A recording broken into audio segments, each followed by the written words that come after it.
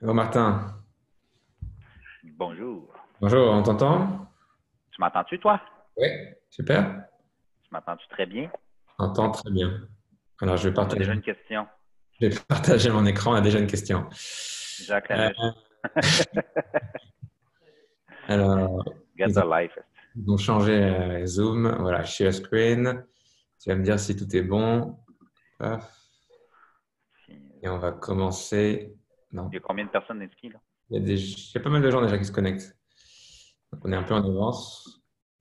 Oui, Voilà. oui. Bonjour à tous. Si vous venez de vous connecter, on va commencer dans à peu près 3 minutes. On va juste préparer tout ça. Ok, tout le monde peut voir mon écran, c'est génial. Euh,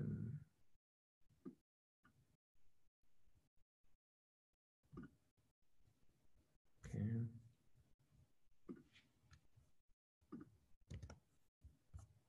juste un peu de place. Ok, je vais. Alright.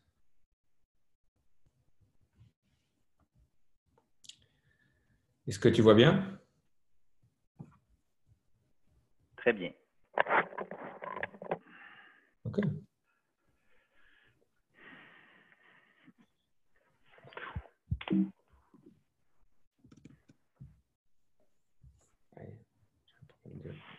Bonjour à tous si vous venez de nous rejoindre. Nous allons commencer dans à peu près 3-4 minutes. On va donner un peu de temps aux retardataires.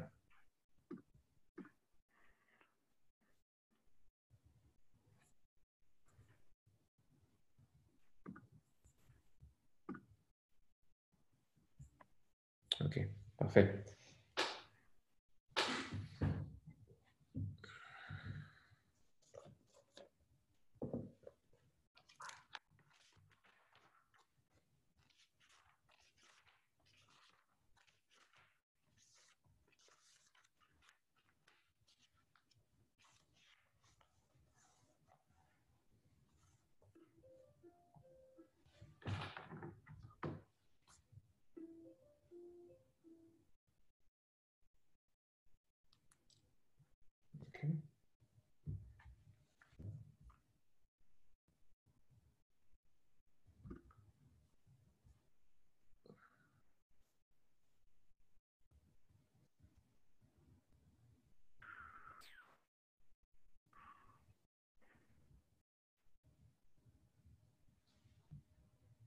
Bonjour à tous si vous venez de nous rejoindre. On va donner 2-3 minutes pour permettre aux personnes qui sont un peu en retard de se connecter. Merci.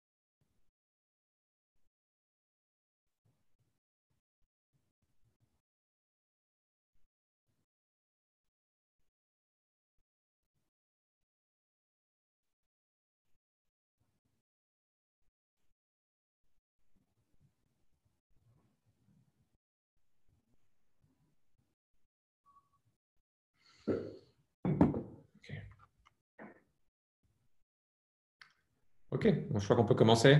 Bonjour à tous, merci à tous d'être présents lors de ce webinaire. Donc, il s'agit aujourd'hui d'un webinaire dont le thème est la nouvelle réalité du développement des affaires aux États-Unis. On va parler du court terme, on va parler du moyen terme, mais on va parler aussi du long terme. Il s'agit d'un webinaire qui va durer à peu près 30 minutes et qui sera suivi de réponses à vos questions, donc d'un question and answers qui va durer à peu près 10 à 15 minutes. Par souci de faciliter, vos webcams et vos micros sont désactivés.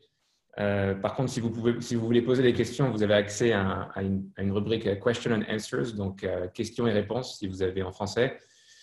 Vous pouvez écrire à tout moment vos questions et on ne manquera pas d'y répondre à la fin de ce webinaire. Si vous avez des questions d'ordre privé, n'hésitez pas à nous contacter séparément et individuellement et on y répondra évidemment d'ordre privé, donc sans que l'intégralité des personnes qui sont enregistrées aujourd'hui puissent forcément y avoir accès. Cependant, si vous avez des questions qui peuvent bénéficier à tout le monde, n'hésitez pas à les poser aujourd'hui et je pense que ce sera bien qu'on y réponde après. L'enregistrement de ce webinaire sera fourni et évidemment nos informations personnelles, donc moi-même et Martin Lampron, seront disponibles en fin de présentation pour que vous puissiez nous contacter séparément si vous avez besoin. J'aimerais remercier nos partenaires. Donc, ce webinaire est aujourd'hui organisé par la Chambre de commerce franco-américaine en collaboration avec la banque HSBC. J'aimerais aussi remercier BPI France, le MEDEF et également Magnétique Bordeaux qui labellise cet événement. Évidemment, moi-même, je représente Red Canyon, qui est une société d'accompagnement et de développement aux États-Unis, et Martin Lampron, qui est aujourd'hui ici avec nous, représente Expand Group, qui est une société d'accompagnement et de développement des affaires aux États-Unis, au Canada et aussi en Amérique latine. Petite présentation, donc comme je viens de vous le dire, je suis Samuel Loy, donc je suis président de Red Canyon. Je suis également le président et le cofondateur de la Chambre de commerce franco-américaine, qui est le plus gros réseau de sociétés franco-américaines aux États-Unis et qui aide des sociétés et des entrepreneurs français à s'implanter et se développer aux États-Unis. Je suis franco-américain et je suis basé à Los Angeles depuis une dizaine d'années. Voilà. La photo n'est pas très récente. Je vais laisser Martin se présenter. Bonjour à tous. Je suis fondateur d'Expand Group. On a fondé la compagnie en 2004. On fait des interventions sur les États-Unis depuis 2007. Donc, comme Sam, on a vu The Good, The Bad et The Ugly. Et on est en train de revoir encore The Good, The Bad et The Ugly avec la COVID-19. Donc, on a fait plusieurs mandats dans différents secteurs sur les États-Unis, en espérant que la présentation vous plaira. Ciao. Merci Martin. Les thèmes d'aujourd'hui, on va discuter de la situation aux États-Unis avant la crise, donc il y a à peu près 2 mois, et la situation telle qu'on la voit se dérouler aujourd'hui. On va parler évidemment des répercussions sur le commerce aux États-Unis du COVID-19. On va parler de stratégie de maintien de vos parts de marché. Si vous êtes déjà en développement aux USA ou si vous comptez peut-être activer un développement d'ici peu. Et on va parler de comment se préparer à une relance. Parce que relance, il y aura aux États-Unis et cette relance arrive assez rapidement. Voilà. Avant de commencer, j'aimerais donner la parole à un de nos sponsors qui est HSBC. Qui va parler en anglais et en français pendant à peu près 5 minutes et vous présenter leurs offres aux États-Unis. On recommande la banque HSBC pour toutes vos activités bancaires transatlantiques. Et donc, je vais donner la parole à nos partenaires, si j'arrive à accéder. Voilà. Et donc, je vais donner la parole à Léna Gazal ainsi que Mathieu Douglas qui vont pouvoir faire cette petite présentation. Et donc, ce sera en anglais. Je vous préviens, je retournerai au français dans 5 minutes pour commencer la présentation. Matthew and Lena, thank you very much. The floor is yours. Thank you very much. Thank you. Thank you all for allowing us to join. I am Matthew Douglas. I've been with HSBC Bank for the last 20 years and the last 15 years in California looking after the European community. I'm on the business development side. My colleague Lena is on the relationship management side, and we look after small to mid-sized companies here in the USA and globally. We're in 19 countries worldwide. We're able to open accounts remotely from here in any of the 19 countries that we operate in and link them on our award-winning Euromoney HSBC Net platform, which allows you to connect your banking globally from one online presence. Could I see the next slide, please? Thank you. These are the markets that we're in. So there's 18 markets on the left-hand side with the US. We focus here in Los Angeles on the European markets. What you get for banking with HSBC is you get people on the ground in these various countries able to provide local relief and local assistance with your needs. You have a global relationship manager who's able to look after you on a global sphere and to ensure that all of the countries and partners are talking to one another. And we're able to do things such as depository banking relationships, credit needs that you may have, cross-border guarantees. We work with everyone from startups right through to the household brand names. Samuel, may I see the next slide, please? We have, on the left-hand side, a dedicated relationship management team. That includes everyone from an FX colleague for your FX needs, a credit partner, a relationship banker. So we provide bespoke solutions to be able to look after you and provide tailored solutions for your business needs. The self-service tools is what I mentioned, the HSBC Net platform, which allows you to control everything from the touch of a couple of buttons. And we love working with the European community here in the US and in France. And we would love to represent you and your companies and help you with your business banking needs as well as your personal needs. Let me turn it over to my colleague, Lena. Thank you all for having us. Thanks, Matthew. So my name is Lana and I work for the International Business Banking team. I'm based in New York City and I mostly manage US entities that belong to Canadian and French groups. So I'm a senior relationship manager and I would be happy to answer any question you have. Thank you very much. Merci, Lena. Et donc, Lena parle français également, si vous avez des questions en français. Oui, je parle français également. Je suis désolée, je suis partie dans... Mais oui, je parle français, bien sûr, n'hésitez pas. Voilà. Donc, si vous avez des questions pour HSBC, n'hésitez pas aussi en fin de présentation. Petite présentation de notre dernier partenaire, BPI France, que vous connaissez tous, qu'on remercie, qui a été un partenaire pour nous depuis depuis plus d'1 an maintenant. BPI France a mis en place un soutien en trésorerie pour les sociétés qui ont été affectées par le Covid-19. Et donc, il s'agit d'un soutien en trésorerie qui est mis en place pour la maison mère en France et qui permet aussi d'apporter du cash dans des filiales à l'étranger via 4 solutions, soit un pont aérien en cash donc via des prêts garantis par l'État ou des prêts directs de BPI France, soit un support en equity pour des entreprises considérées comme innovantes, donc des entreprises principalement de la tech. Pour les clients historiques, il y a aussi des solutions adaptées et spécialisées. Et évidemment, l'assurance prospection, l'assurance crédit sont des offres de BPI France qui, je dois le dire, sont assez uniques à la France.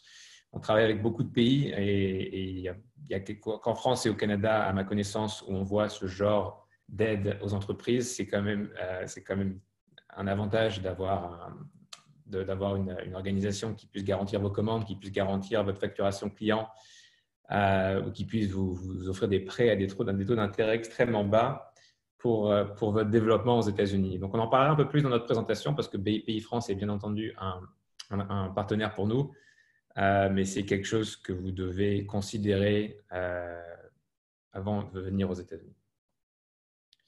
Voilà. Nos expériences entre moi et Martin, nous réalisons des mandats de développement des affaires aux États-Unis et au Canada pour Martin depuis 2008, donc plus d'une dizaine d'années maintenant.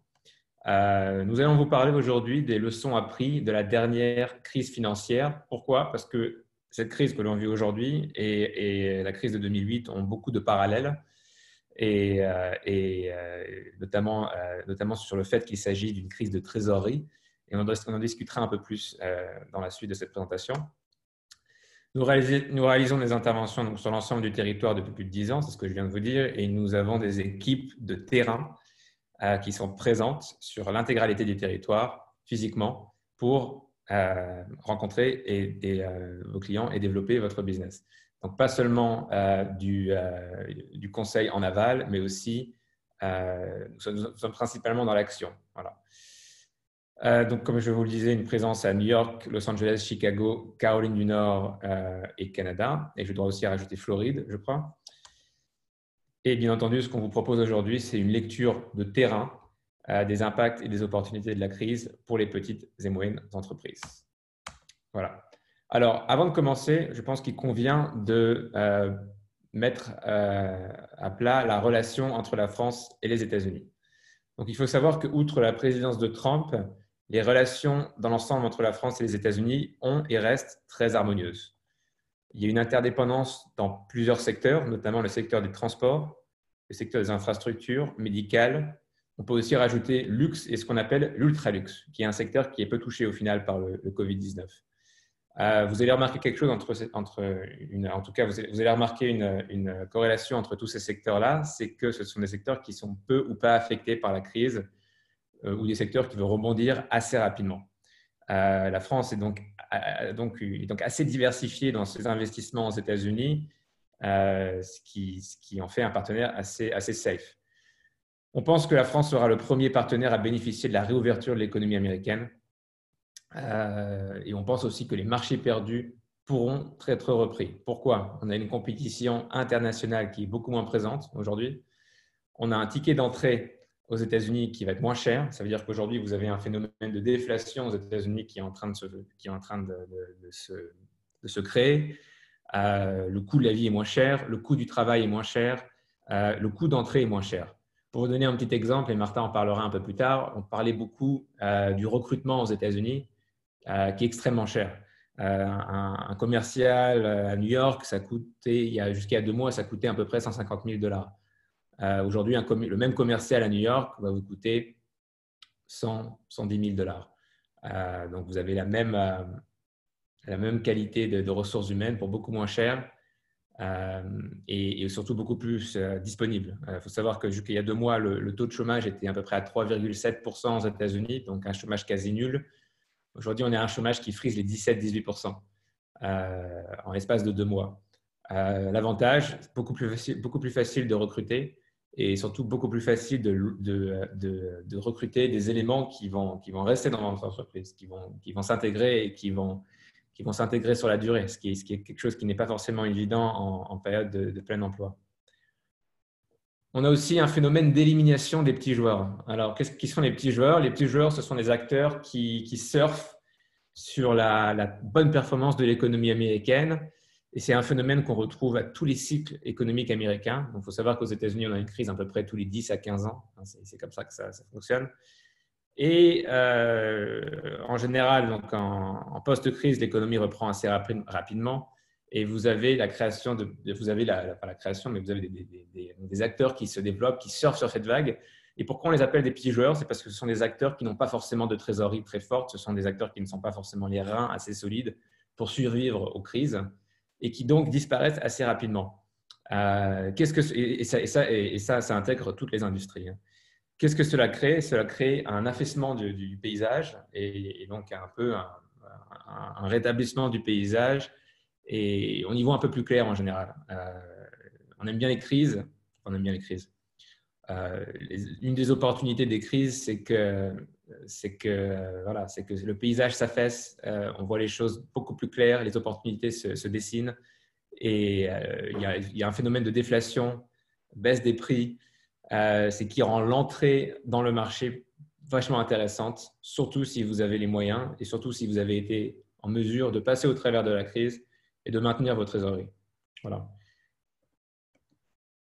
Serons-nous c'est la porte d'entrée des USA vers l'Europe? On peut penser que oui.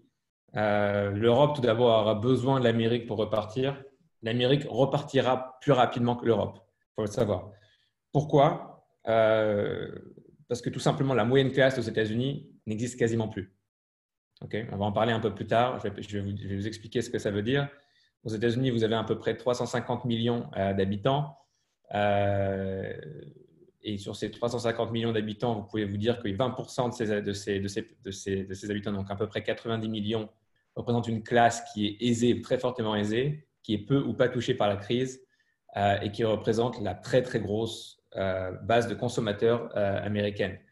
Le reste de la population, ce sont des gens qui si on considère les critères les critères européens, ce sont des gens qui survivent, qui sont constamment dans une situation de pseudo-crise en fait, qui sont très endettés, qui ne peuvent pas forcément subvenir à leurs besoins de santé, etc. Donc la moyenne classe aux États-Unis, telle qu'on vous l'explique régulièrement dans les médias, ça fait longtemps qu'elle a été décimée, enfin, qu'elle n'existe plus. Ça fait plus de 20 ans, je pense. Contrairement à l'Europe qui, contrairement aux États-Unis, a une moyenne classe qui est très forte.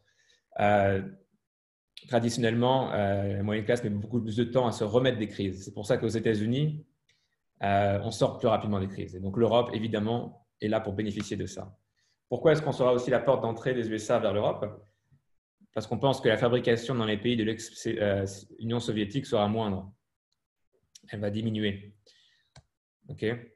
Il faut savoir que les Américains comptent sur leurs alliés pour développer une certaine autonomie face à la Chine. Ça, c'est un point très important. Aujourd'hui, on discute beaucoup des conflits géopolitiques entre les États-Unis et la Chine. Ce ne sont pas des conflits qui ont commencé avec le Covid-19. Je pense que le fait que le Covid-19 émane de Chine et la manière dont ça a été traité au niveau de la Chine, ça n'a fait qu'exacerber les relations entre les États-Unis et la Chine. Mais il faut savoir qu'aujourd'hui, on est dans une situation de guerre froide entre les États-Unis et la Chine. Okay, il y a un conflit économique parce que la Chine dévalue sa monnaie. Il y a un conflit géopolitique parce que la Chine, évidemment, aujourd'hui, est en train de récupérer Hong Kong, pose des problèmes à Taïwan et tente d'occuper des îles, en tant que de créer et d'occuper des îles dans le Pacifique, ce qui crée voilà, un conflit géopolitique, évidemment. Et puis, il y a aussi un conflit de vol de secrets d'entreprise et de secrets d'État via des attaques cyber régulières de la Chine vers les États-Unis. Donc aujourd'hui, ce qu'on retrouve, c'est qu'on retrouve l'ancienne alliance nord-atlantique, donc l'OTAN, qui est en fait l'Europe de l'Ouest et l'Amérique du Nord, qui reprend tout son sens et qui reprend un sens économique. Et donc, les relations entre les États-Unis et l'Europe de l'Ouest, dont la France est le leader, sont très très fortes et il y a beaucoup d'opportunités à en tirer. Voilà pour ça. La France et les États-Unis avant le Covid-19. Il faut savoir qu'entre la France et les États-Unis, on a à peu près 130 milliards d'échanges et d'échanges de biens et services. Ça, ce sont des chiffres qui datent de 2018, ce sont les derniers chiffres que l'on a. À peu près 325 milliards de dollars investis par des entreprises françaises aux États-Unis, contre 86 milliards de dollars investis par des entreprises américaines en France. Donc, on voit une balance commerciale excédentaire en faveur, évidemment, des États-Unis, parce qu'il y a beaucoup plus d'entreprises françaises qui viennent développer aux États-Unis que vice-versa. Il faut savoir que la France, aujourd'hui, est le 4e plus gros investisseur étranger aux États-Unis, derrière le Japon, le Canada et la Grande-Bretagne. Pour vous donner un ordre d'exemple, la Chine est numéro 8. Donc, la France investit énormément et dans des secteurs tels que le transport, l'infrastructure, l'aérospatiale, l'agroalimentaire, le luxe. Donc, une variété de secteurs et des secteurs qui sont assez solides. Les États-Unis, évidemment, c'est la première puissance mondiale. Il y a beaucoup de clusters, ce qu'on appelle des clusters qui existent, comme les clusters de la tech dans la Silicon Valley, l'automobile, l'aérospatial, j'en ai parlé, le manufacturing. Les États-Unis, c'est à peu près 325 millions d'habitants pour un PIB de plus de 19 trilliards de dollars. Okay. Je vous parlais de la société consommatrice américaine. Sur ces 325 millions d'habitants, 90 millions, donc à peu près 20 à 25%, sont de très forts consommateurs qui subissent peu les crises. Donc, quand on développe son produit ou quand on développe son projet à l'international, on ne peut pas se passer des États-Unis.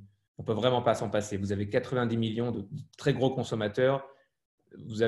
Aucun pays au monde ne peut rivaliser avec ce potentiel de consommation. Il faut savoir que tous ces consommateurs, évidemment, vivent dans le même pays et pratiquent évidemment la même langue et font du business avec la même devise, qui est le dollar, qui s'avère aussi être la devise sur laquelle les échanges internationaux sont indexés. Donc, très avantageux. Le marché de l'emploi, on en parlera un petit peu plus tard. Mais évidemment, pas mal d'opportunités et de choses qui ont changé avec l'emploi. Comment maintenir votre présence? Comment maintenir vos marchés? Il faut être présent. Et ça, c'est un point sur lequel je vais mettre l'accent. Il faut être physiquement présent. Vous ne pouvez pas développer ou faire du business avec les Américains depuis la France et ce ne sont pas vos commerciaux français qui vont faire du business avec vos clients américains. Je suis désolé de vous le dire, mais vos commerciaux français, ils se fichent pas mal de vos clients américains. Ils ne sont pas intéressés. Donc, il vous faut une présence physique ici. Donc, ça passe par de la communication, évidemment. Il faut être en mesure de présenter une stratégie à court terme et des actions à court terme. Pourquoi? Parce qu'on est dans une crise où on vit du court terme. Donc, les choses changent toutes les semaines, toutes les 2 semaines, on apprend de nouvelles choses. Il faut présenter les défis à vos clients et il faut présenter, donc il faut leur montrer leurs défis. Vos clients ne sont pas forcément au courant des problèmes auxquels ils font face. Donc, il faut présenter ces problèmes et il faut fournir des débuts de réponse. J'ai mis l'accent sur la présence physique. C'est vraiment notre valeur ajoutée quand il s'agit de moi et Martin. Nos équipes sont physiquement présentes sur le territoire américain. On a accès évidemment à des bases de clients et des bases de données multi-industries et des relations que nous avons déjà développées pour notre gamme de clients. Et nous avons plus d'une quarantaine de clients à nous deux combinés. Et nos équipes sont présentes. Donc, quand vous avez un client qui vous appelle, qui veut vous rencontrer, on a des équipes qui sont présentes, qui peuvent sauter dans leur voiture et aller voir ces clients-là, prendre rendez-vous en 2 heures et signer votre contrat. Ça, c'est très important. C'est comme ça qu'on fait du business ici. Il faut rassurer vos clients que vous pouvez passer à travers la crise. Ça, c'est très important. Il faut montrer que vous êtes déjà dans l'après-crise, que vous avez compris l'après-crise, que vous avez compris la nouvelle réalité. Il faut montrer que vous avez de nouveaux produits et de services qui sont en développement, peut-être qui répondent aux nouveaux besoins. Il faut montrer que vous êtes bien financé. Ça, c'est important. Il faut démontrer que vous comprenez que nous sommes dans une nouvelle réalité. Donc, ça, je viens de vous le dire. Votre service après-vente doit être irréprochable. Ça, c'est très important. Je parle aussi pour les sociétés qui font du manufacturing et qui produisent en France. Donc, on travaille avec beaucoup de PME françaises qui ont leur unité de production en France. Un des gros problèmes qu'on retrouve, c'est la communication entre l'unité de production et les acteurs américains, les clients américains. Vos clients américains veulent pouvoir être en communication avec votre unité de production. Ils veulent un service après-vente. Ils veulent des réponses très rapides. Aux États-Unis, on fait du business très rapidement. On signe rapidement des clients, mais on les perd aussi rapidement. Et donc, il faut avoir ça en place. Et c'est aussi ce qu'on vous offre. Vous pouvez aussi recruter évidemment des équipes aux États-Unis, mais la plupart des PME françaises n'ont pas les moyens de se permettre de recruter des équipes à plein temps aux États-Unis. Ça coûte très cher et tant que vous n'avez pas de revenus suffisants pour satisfaire ce genre de recrutement, vous êtes mieux de travailler avec des entreprises, des sociétés de développement telles que la nôtre qui vous offrent des équipes à un prix bien moindre et qui vous offrent aussi évidemment l'accès à une base de clients, ce qui vous permettra de faire du business assez rapidement. Voilà pour ça. Évidemment, donc voilà, ça je répète, assurer une fluidité entre votre client et votre unité de production. Est-ce que j'ai oublié des points? Non, je pense que c'est tout. Alors, évidemment, il faut apporter des solutions rapides à la reprise. Il faut revoir les projets avant Covid-19. Qu'est-ce que ça veut dire revoir les projets? Ça veut dire qu'il y a peut-être des projets sur lesquels vous avez investi qui ne sont pas forcément intéressants ou qui peuvent être supprimés de manière à apporter des économies. Je vais vous donner un exemple concret. Martin a un client avec qui j'ai travaillé qui gère un réseau des salles d'escalade. Les salles d'escalade, c'est très à la mode en ce moment. Et donc, ce client a pas mal de salles d'escalade réparties sur le territoire. Et évidemment, aujourd'hui, il y a un gros problème, c'est qu'on ne peut pas accueillir autant de clients au sein des salles d'escalade parce qu'il y a des problèmes évidemment, il faut garder 2 mètres de distance. Il faut garder des mesures sanitaires convenables. Donc, le client va faire moins d'argent. Les revenus vont être diminués, ça c'est évident, parce que la fréquentation des salles d'escalade doit être diminuée. Cependant, ce client avait aussi au sein des salles d'escalade des lounges. Ils avaient des lounges où on servait des sandwichs et on servait à boire et à manger. Aujourd'hui, les clients qui vont faire de l'escalade ne sont pas du tout intéressés par le lounge. Ils ne veulent pas s'asseoir à côté d'autres personnes pour manger et boire. Et donc, on a remarqué qu'en supprimant ces lounges complètement et donc en supprimant les ressources que consommaient ces lounges, on diminue les revenus, évidemment. Je crois qu'on diminue les revenus de 30%, mais au final, on ne diminue pas forcément les profits. Donc oui, les revenus sont diminués, mais les profits ne sont pas forcément diminués si on sait où trimer. Est-il possible de faire les projets en phase? Ben, ça, c'est important parce qu'aujourd'hui, vos clients ont des soucis de trésorerie. Et donc, au lieu de leur charger un an de service, par exemple, peut-être les charger en phase, peut-être échelonner les paiements. Ça peut avoir beaucoup d'importance. Ne pas se vendre au rabais. Ne faites pas l'erreur de baisser vos prix dans l'espoir de les réaugmenter un peu plus tard. Ça n'arrivera pas. Si vous baissez vos prix, vous pouvez oublier la possibilité de les remonter après la crise, hein, parce que vous établissez un prix de marché quand vous baissez vos prix. Et donc, votre prix de marché sera votre prix de marché, ce sera beaucoup plus difficile de l'augmenter. Donc, si vous pensez que votre prix est trop cher, ce n'est pas grave. Laissez-le. Vous trouverez des clients pour acheter. N'ayez pas l'air désespéré. Personne n'a envie de faire du business avec des entrepreneurs qui ont l'air désespérés. Donc, voilà. Gardez ça pour vous. Ne pas jouer sur le taux de change, ce n'est pas la peine. Aujourd'hui, le taux de change entre le dollar et l'euro sont quasiment à parité. Donc, n'espérez pas avoir des prix différents à cause du taux de change. Okay. Les Américains, il faut savoir que la Réserve fédérale américaine préfère un dollar faible parce que ça favorise leurs exports, mais ils n'y arrivent pas face à l'Europe. Et donc, aujourd'hui, à l'époque, on a écrit ce slide, le dollar était à 1,10. Je crois qu'aujourd'hui, il est à 1,03.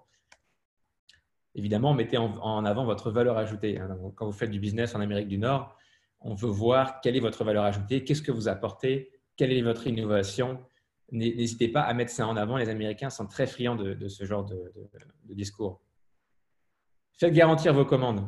En France, donc, discuté un peu plus tôt, vous avez l'avantage d'avoir des organisations comme la BPI qui peuvent vous aider à garantir vos commandes ou à garantir vos clients. Aux États-Unis, vous avez des solutions comme l'affacturage qui sont très courantes. Donc, si vous avez des clients qui ne sont pas en mesure de payer, n'hésitez pas à utiliser des solutions comme l'affacturage. Voilà, je passe le micro à Martin. Merci, Sam. Donc, un coup qu'on comprend dans quel environnement on évolue, on vous propose d'avoir les étapes pour garantir un certain succès de vos projets de prise d'opportunités sur les États-Unis. Donc, vous devez penser à un accompagnement solide, vous devez venir préparer et vous devez bien comprendre le marché. Les prochaines slides, les prochaines minutes, j'identifierai comment on s'y prend. Sam? Okay. Avant toute chose aussi, c'est qu'il faut que vous compreniez que les États-Unis, je dis souvent à la blague, mais c'est l'Union européenne des Amériques. Autrement dit, on a les grandes villes qui nous appellent tous, qu'on trouve très intéressantes, telles que New York, LA, Chicago, Miami. Mais les États-Unis, c'est beaucoup plus que ces grandes villes-là.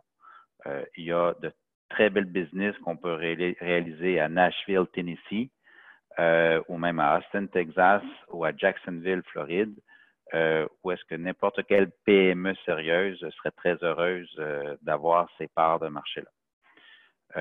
Sam vous a déjà commenté que la crise de la COVID, en plus d'être une crise sanitaire, est principalement une crise de trésorerie chez les Américains. Les Américains étaient en croissance non-stop depuis plusieurs années. Donc, les gens, au mois de février, au mois de janvier, étaient en réinvestissement dans leurs usines, réinvestissement dans leurs ressources humaines pour faire face à la croissance qui se devait d'arriver ou de continuer. Donc, ils se sont retrouvés avec peu de trésorerie parce que leurs fonds étaient très engagés. Okay? Autre chose qui a plané un peu en début de la crise du COVID, c'est la crise du pétrole. Les prix sont tombés sous zéro.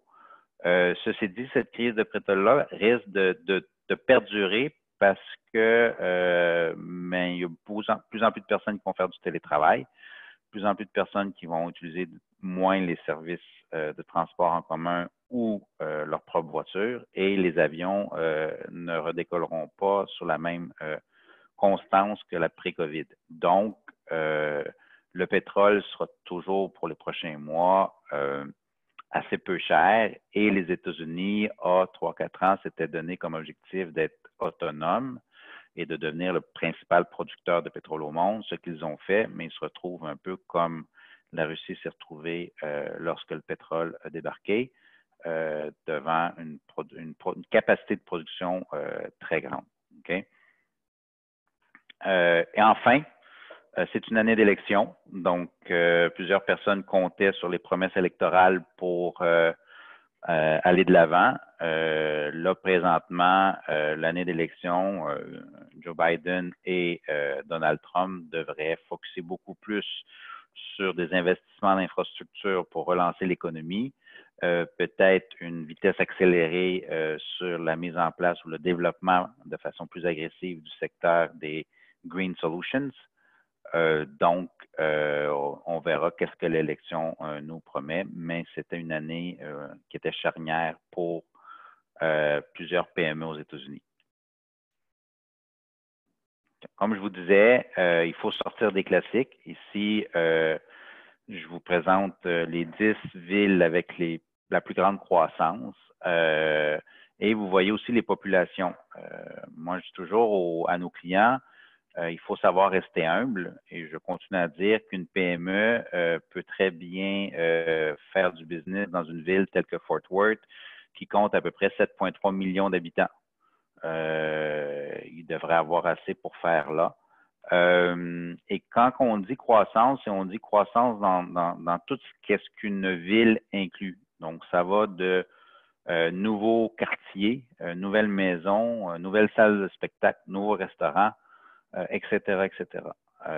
Et ces villes, vous verrez plus tard, demeurent quand même, à l'exception peut-être de Seattle, des villes qui ont été très peu touchées par la COVID.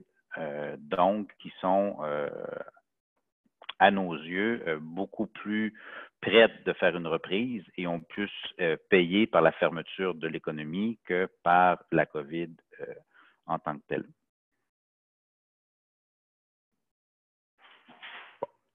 Plus que jamais, l'Américain qui s'est déjà projeté dans l'après-COVID, parce que c'est là que les Américains sont rendus, dans l'après-COVID. Ils vont rechercher des fournisseurs qui ont des éléments différenciateurs qui vont leur permettre d'optimiser et d'accélérer la reprise des affaires. Je dis à la blague depuis quelques semaines que les Américains vont essayer de faire 2020 en 6 mois. Donc, c'est clair que présentement, ils sont en train de préparer la reprise, ils sont en train de voir où est-ce qu'ils peuvent relancer la machine et donc sont en train de voir qui va nous apporter des éléments différenciateurs. À titre d'exemple, nous avons fait un lancement la semaine passée pour un client français dans le luminaire de luxe auprès de 300 showrooms aux États-Unis. On a commencé à appeler les gens hier et on est déjà à 6-7 showrooms qui ont démontré de l'intérêt immédiat de commencer des affaires avec eux. Donc, vous voyez que les gens sont assez réceptifs.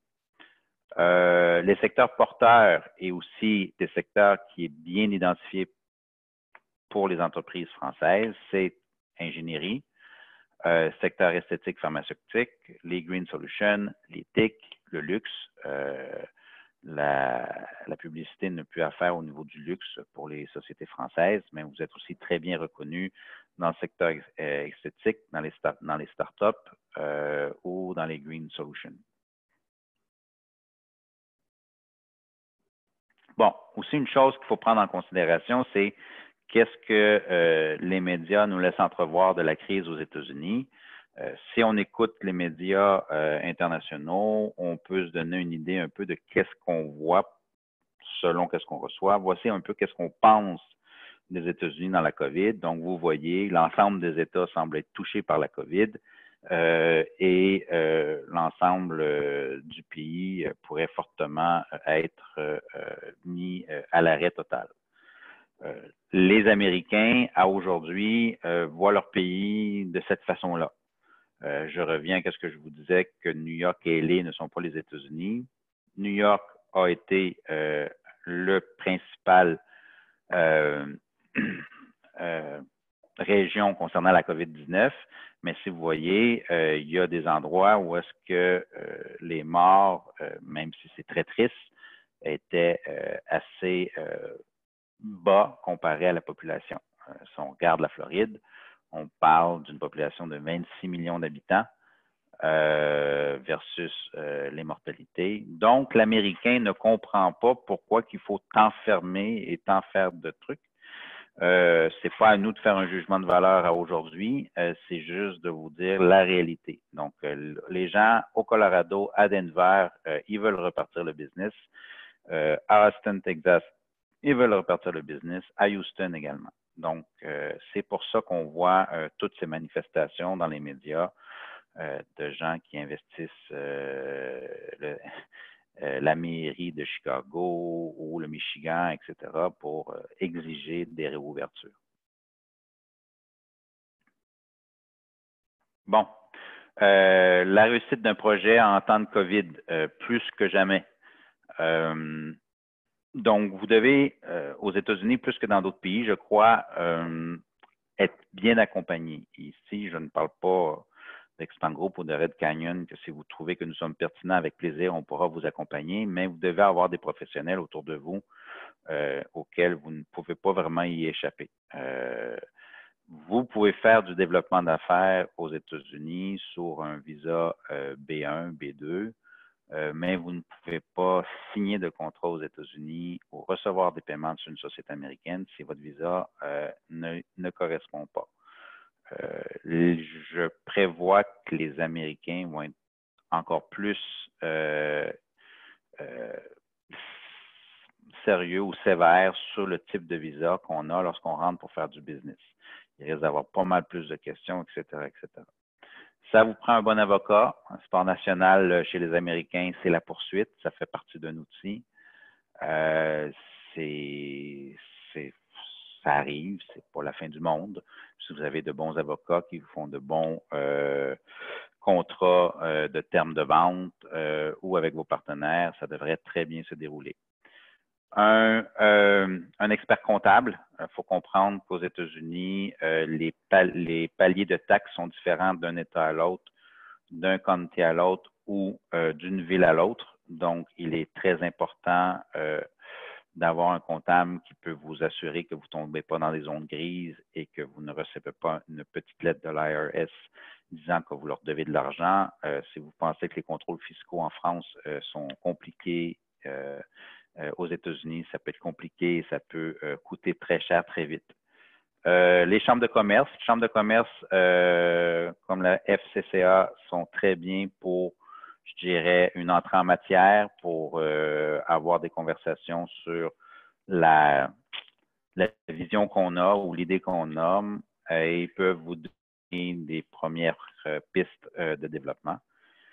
Et des professionnels qui peuvent vous aider dans votre développement d'affaires, que ce soit que vous engagez, vous retenez les services d'un employé à travers votre société américaine ou que vous faites affaire avec des boîtes comme celle de Sam ou la mienne qui vous aident à bien positionner la marque et positionner votre nom sur le marché que vous avez retenu. Donc, les Américains, je dirais encore plus maintenant, s'attendent que si vous venez aux États-Unis, vous êtes prêt. Vous connaissez le marché, vous connaissez bien votre secteur d'activité. Chez Expand Group, on a développé un process où est-ce qu'on arrive et on dit aux partenaires américains, regarde, avec ou sans toi, on s'en vient. On a déjà des clients intéressés qu'on pourrait te transférer si on fait un partenariat ensemble. On sait que ton marché est en croissance et recherche des trucs similaires à ce qu'on veut offrir, etc., etc. Il faut une solidité financière. Les États-Unis, avant la COVID, c'était quand même assez dispendieux, le ticket d'entrée. Maintenant, je crois qu'il a baissé quand même sensiblement. Les gens sont plus réceptifs, sont plus à la recherche de solutions, mais il faut être capable d'investir dans le temps. Même si Sam disait qu'on pouvait faire des ventes rapidement et les perdre rapidement, les Américains, de plus en plus, recherchent ceux qui sont dans la durée. Ils ne veulent pas des gens qui viennent seulement voir s'il y a possibilité de, mais ils veulent parler avec des gens qui comprennent que l'Amérique fait partie d'un plan global de développement de votre société. Aisance culturelle, l'Américain ne perdra pas le temps à essayer de comprendre notre anglais. Donc, il faut avoir un très bon anglais. Ne pas oublier aussi qu'on a tendance, nous, francophones, d'avoir un anglais d'Angleterre, alors que les Américains ont un anglais américain. Je pourrais vous raconter des histoires où il y a eu des malentendus en utilisant la même terminologie. Donc, bien comprendre les zones grises du secteur qui vous intéresse, comment ça fonctionne, comment on parle avec ces gens-là, c'est très important. De bons partenaires. L'avantage que la COVID, et j'aime pas parler d'avantage, mais que la COVID apporte, c'est que les moins forts vont disparaître ou sont déjà disparus. Donc, lorsque vous parlez à un partenaire qui démontre de l'intérêt, normalement, c'est des gens qui seraient capables de passer à travers la COVID et se voient déjà en 2021-2022. Donc, il sera plus facile de faire un défrichage. Mais vous aurez besoin de bons partenaires qui peuvent vous introduire à l'intérieur de réseaux, vous introduire à l'intérieur de secteurs. Il faut comprendre qu'aux États-Unis, le filet social ou les sécurités sociales comme on a en France ou au Canada sont quasi inexistantes. Donc, les réseaux sont très importants. J'appelle toujours le Old Boys Club, les lions qui sont importants, les scouts, etc., etc. Donc, vous devez prendre conscience de cela. Vous devez être dans ces réseaux pour développer une certaine crédibilité dans votre intervention. Et vous devez finalement bien comprendre tous les enjeux qu'il y a sur le terrain. Aujourd'hui, c'est un enjeu, je dirais, de déplacement. Donc, les gens sont beaucoup plus dans le virtuel. Ça va changer énormément la donne. Maintenant, il va y avoir beaucoup plus de réunions virtuelles avant des réunions de face à face. Mais les gens veulent s'assurer que vous comprenez dans quelle situation ils sont. Donc, le feeling du terrain est très, très important. Sam? La réalité du recrutement. Encore là, la situation qu'on vit présentement fait que nous sommes plus dans un marché d'employeurs que d'employés. Je lisais ce matin, c'est encore 2,2 millions de personnes qui ont fait une demande de l'assurance chômage cette semaine. Donc, on prévoit, moi et Sam, des baisses dans les salaires demandés par les professionnels. Et il y a des gens qui sont sûrement très compétents qui s'accepteraient de travailler pour vous. Et je pense qu'il va y avoir beaucoup moins de gens qui vont passer d'une boîte à l'autre. Avant la crise, nous, chez Expand Group, on remettait nos bases de données à jour aux 6 mois pour changer 30% des contacts qu'on avait parce que les gens étaient rendus dans d'autres boîtes, etc., etc. Maintenant, je pense que les employés vont chercher des boîtes qui ont démontré une stabilité à travers la crise et un plan pour se projeter au-delà de celle-ci. Donc, si vous êtes ce type d'employeur, vous risquez sûrement d'avoir des gens très intéressés de travailler avec vous. Ceci dit, c'est vrai, il n'y a pas beaucoup de charges sociales aux États-Unis, mais il y en a quand même. Se libérer d'un employé n'est pas aussi simple qu'on pense. Les gens, justement parce qu'il n'y a pas de charge sociale, s'attendent à des salaires plus importants qu'on pourrait payer en France. Un bon commercial va aller chercher dans les 120, 130 000. Peut-être qu'avec la crise qu'on vit présentement, vous seriez plus près de 80 à 100 000. Mais ça représente quand même des investissements.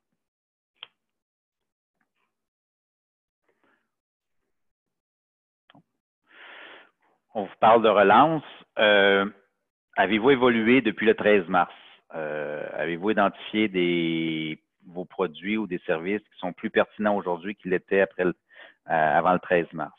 Si oui, vous devez le démontrer.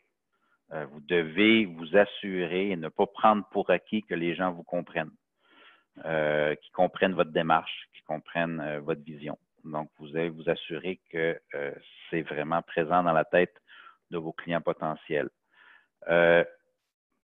Pouvez-vous profiter de la situation actuelle pour prendre des parts de marché, principalement de vos compétiteurs internationaux? À la fin de 2019, tout le monde, grosso modo, était aux États-Unis. On avait des Brésiliens, on avait des Latino-Américains, les Italiens, tout le monde était là. Maintenant, je pense qu'il y a des gens qui ne pourront pas suivre, qui vont sortir du marché.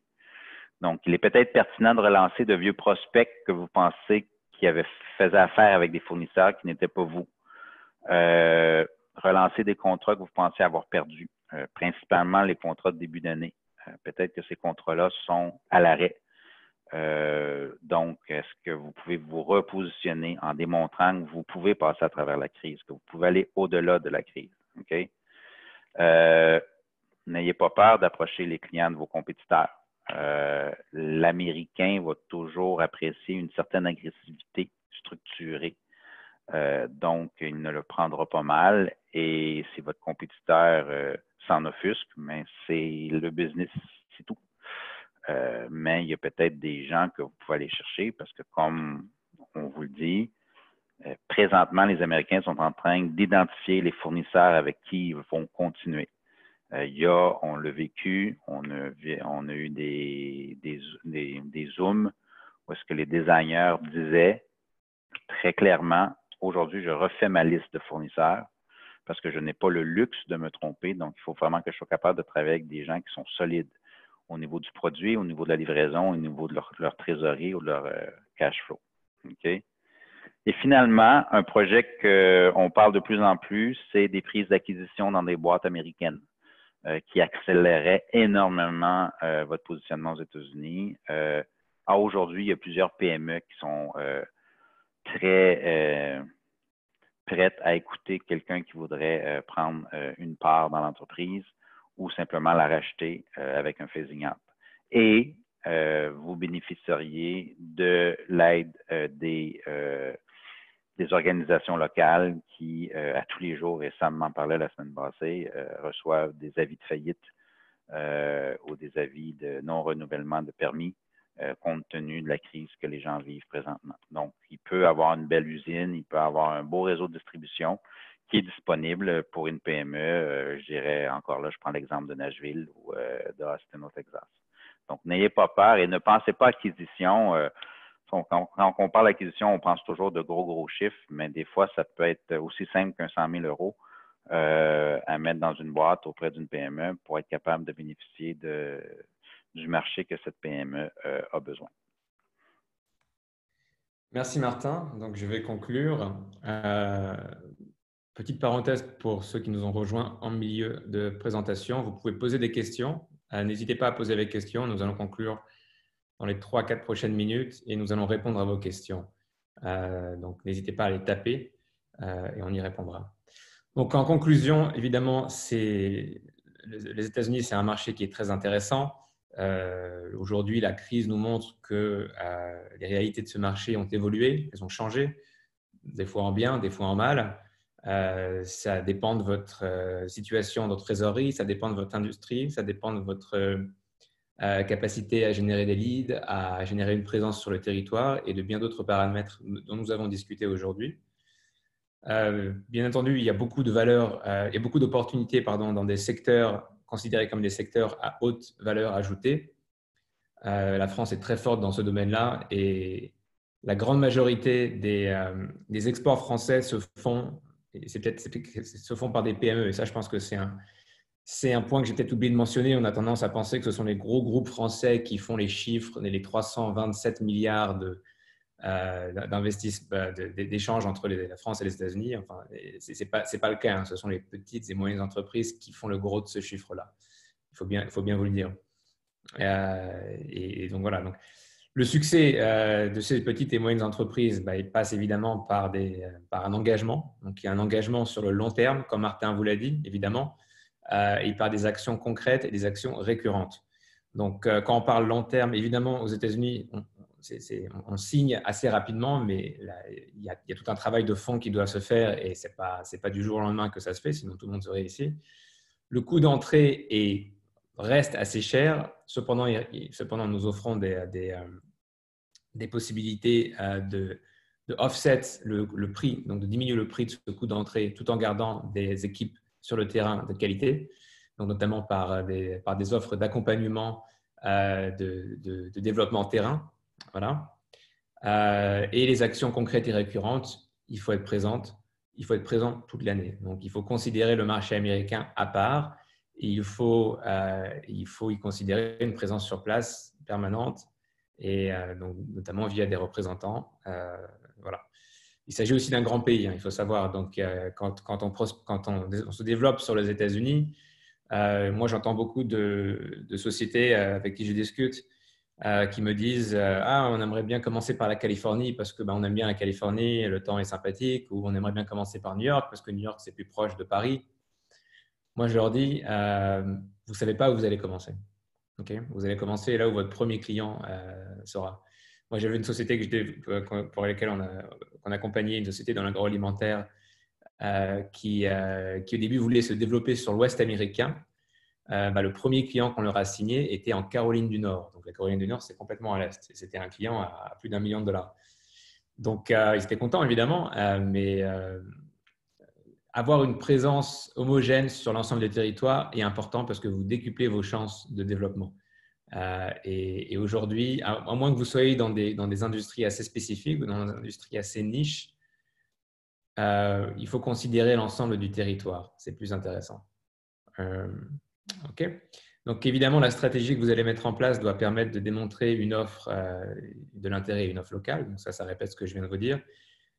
Il faut que cela vous permette de développer rapidement un réseau. Quand vous arrivez aux États-Unis, vous êtes born again. Ça, c'est un phénomène, ça, c'est un mot qu'on utilise ici. C'est une renaissance, entre guillemets. Vous ne connaissez pas, vous n'avez pas de réseau forcément ici. Votre réseau est très petit, il est peu travaillé. Et donc, il faut travailler avec des acteurs qui ont déjà un réseau, qui ont déjà travaillé, qui ont déjà les contacts, qui ont les relations, qui parlent l'américain et non l'anglais, comme Martin vous l'a dit, et qui vous permettent de mettre à disposition ce réseau assez rapidement et donc d'accélérer votre développement.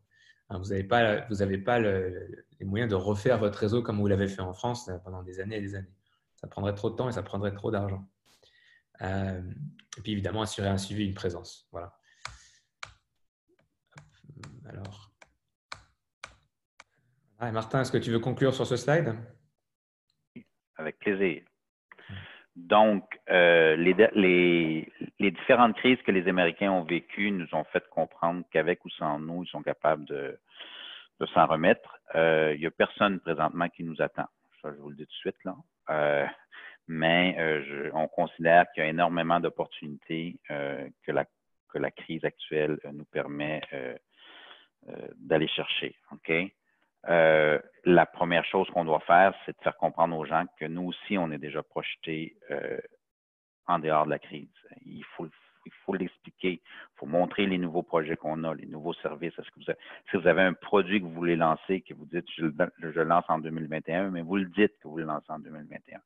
Si vous avez quelque chose de prévu en 2022, vous le dites que vous avez quelque chose après 2022. OK? C'est sûr que il y a des secteurs entiers qui sont en train de se réinventer, de se redéfinir. Tout ce qui s'appelle formation à distance, processus pour rendre plus sanitaire ou plus propre les usines, les endroits de vie commune, etc. L'alimentaire longue durée. Sam parlait du client qu'on a accompagné, mais une des choses qui l'a aidé énormément dans cette crise-ci, c'est que je pense que c'était à 18 mois qu'il était ou à 12 mois shelf life. Donc, les gens avaient plus tendance de prendre ce produit-là que prendre un produit qui pouvait être périmé. Donc, il faut être aussi à l'écoute de ces changements-là et rapidement arriver avec des solutions qui sont adaptées de la nouvelle réalité. Nous, chez Expand Group, on n'a pas eu le choix de le faire.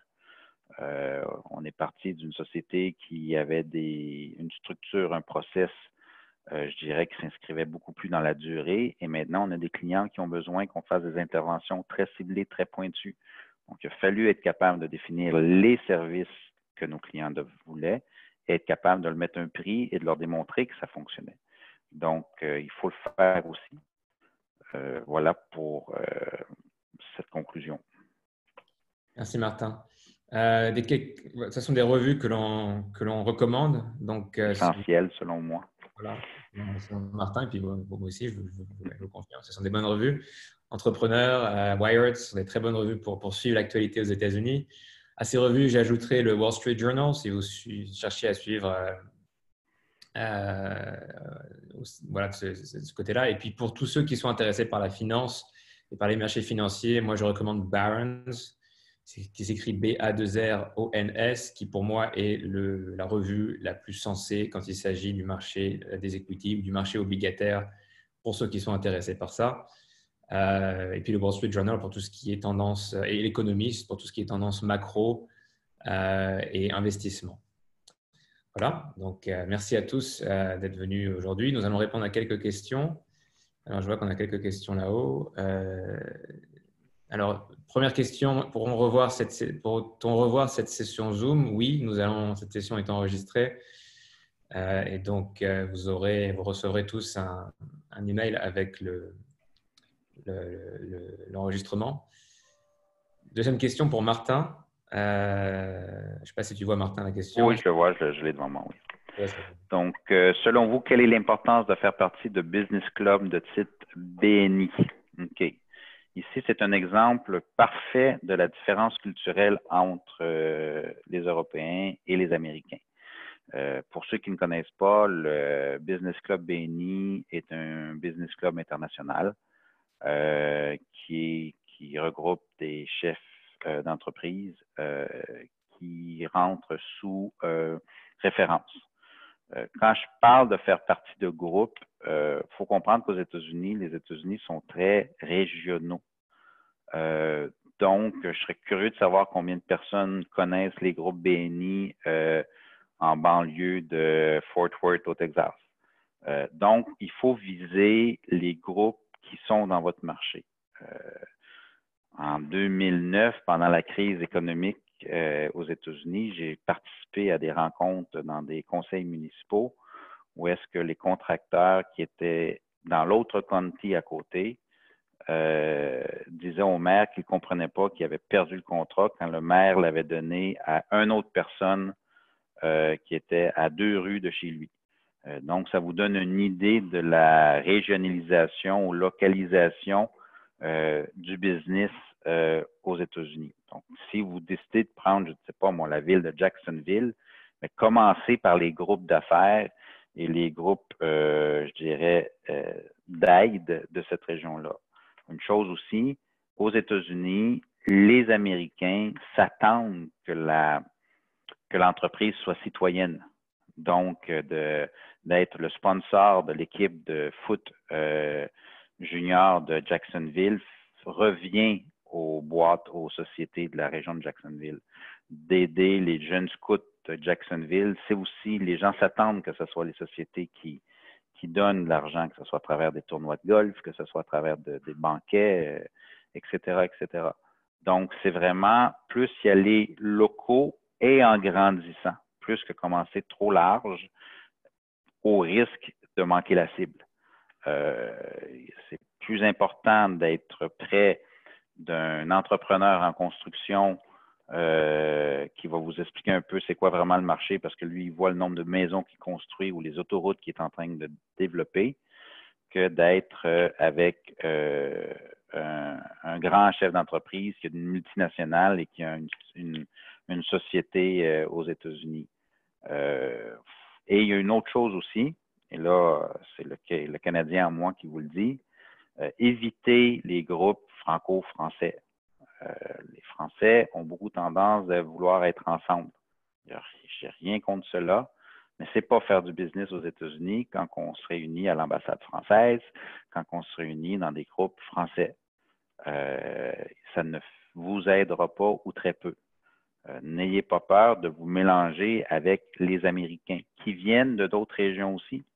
Il y a des Hindous, il y a des Latino-Américains, il y a des Irlandais, il y a plusieurs personnes, mais évitez autant que faire se peut de toujours être dans le cercle français parce que les Américains vont vous catégoriser comme un donneur de services pour la diaspora française.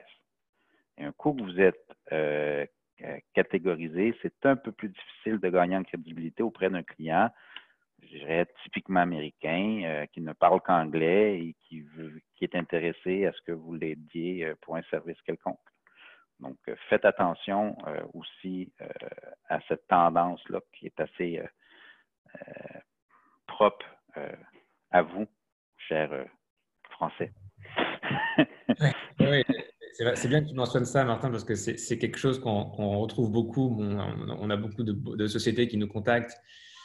Ils nous disent, ah, j'ai un partenaire, peu importe le qualité du partenaire, hein, ça peut être un avocat, un comptable ou un partenaire de développement commercial, mais il est basé à Paris. Et moi, je leur dis, d'accord, ils sont basés aux États-Unis quelque part? Non, ben, c'est pas un partenaire. C'est pas un partenaire, ça. C'est pas possible. Donc, les avocats qui sont basés à Paris, qui vous disent, qui vous vont faire votre visa, par exemple, c'est pour ceux qui cherchent à faire des visas comment on appelle ça, des visas d'investisseurs ou d'immigrants. Ben, en réalité, ce qu'ils font, c'est qu'ils sous-traitent votre dossier à un cabinet américain auquel vous n'entendrez jamais parler, et qui vous charge beaucoup plus cher que ce que vous devrez payer, en fait. Donc, si vous faites du business ou si vous avez des partenaires, il faut qu'ils soient, c'est bien d'avoir une présence en France, on en a, enfin, mais il faut qu'ils soient principalement basés aussi ici. Voilà. Nous, on est tous français et américains de citoyenneté et puis on a des années d'expérience dans ce pays et donc on connaît très, très bien. Et les partenaires qu'on vous recommande, si vous avez besoin de recommandations, ont le même critère. Alors, je ne sais pas s'il y avait d'autres questions. Il y a quelqu'un qui a levé la main, je ne sais pas ce que ça veut dire. Mais vous pouvez, on va donner une petite 30 secondes pour s'il y a d'autres questions. OK.